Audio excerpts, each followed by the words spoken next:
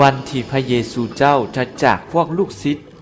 เพื่อกลับคืนเมืองหาพระบิดาเจ้าสวรรค์ใกล้เข้ามาแล้ว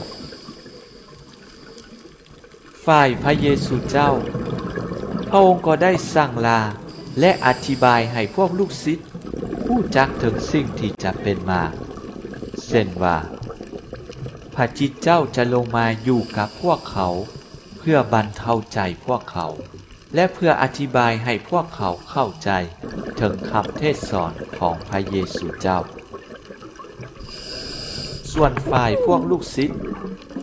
พวกเขาก็บ่เข้าใจถึงคำสั่งลาและคำสัญญาของพระเยซูเจ้าเกี่ยวกับการเสด็จมาขององค์พระจิตเจ้าสิ่งนี้สะท้อนให้เห็นถึง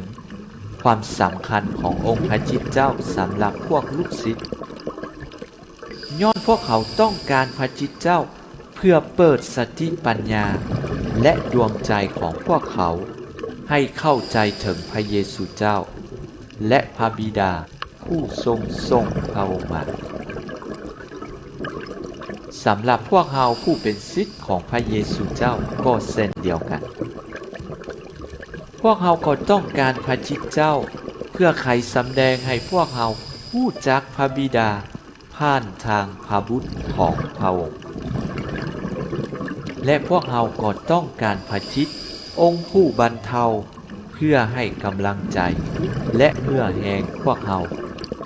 ในการเป็นคริสเตียนที่ดีเป็นพิญญาณที่สัตย์ซื่อของพระเยซูเจ้าแต่บางครั้งพวกเราก็ลืมภาวนาหาองค์พระจิตเจ้าในชีวิตความเชื่อของพวกเรา